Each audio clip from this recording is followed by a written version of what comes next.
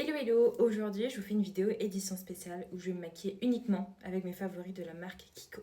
Pour les bases, ces deux-là je les adore, mais étant donné que celle-ci est quasiment vide, je vais utiliser la Emma Roberts.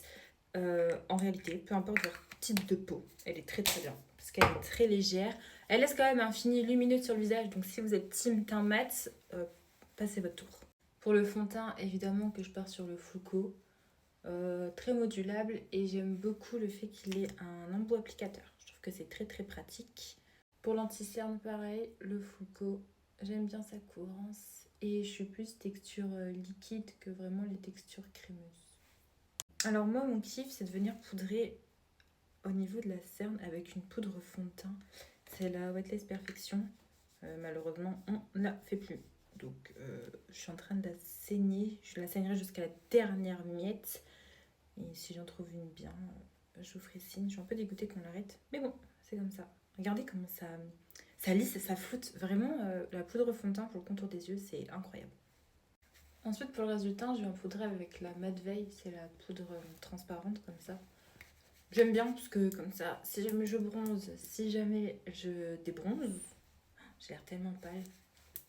Elle est adaptée à ma carnation. Donc vraiment, il n'y a pas d'erreur. Je la mets à la houppette parce que je veux vraiment bien mettre une bonne quantité. Ça, je trouve qu'avec le pinceau, on n'en met jamais assez quand c'est une poudre compacte. Et poudre libre, j'ai l'impression d'en foutre partout.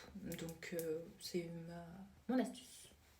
Pour le bronzer, la Silky Glow, j'adore. Parce qu'elle fait ce côté lumineux. Alors évidemment, il faut pas mettre sur tout le visage. Mais ça fait pas non plus boule à facettes. Je sais pas si vous voyez juste le petit côté glowy. J'aurais bien aimé vous dire la teinte, parce qu'on a deux teintes, mais je sais plus. Et elle est tellement vieille que ça s'est effacé, donc je pourrais même pas vous dire ce que c'est.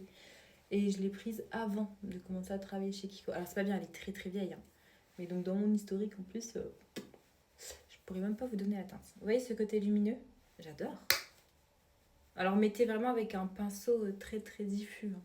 Genre vraiment ce type de pinceau là. J'adore. Toujours avec le même pinceau, je vais venir mettre le blush et j'utilise le Unlimited en teinte 10. Il a l'air foncé, mais je vous jure que le rendu, je le trouve incroyable. Ça fait très doux. Alors ça dépend évidemment des carnations, hein, mais n'ayez pas peur de le tester. Franchement, la teinte 10, regardez, petite pépite. Évidemment, pour les sourcils, j'utilise le designer.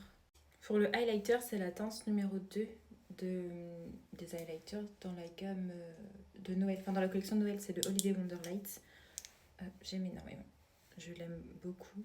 Crayon pour les yeux, j'adore mettre les Intense Color. Normalement, ils sont pas faits pour la muqueuse, mais moi, je les tolère bien. Donc,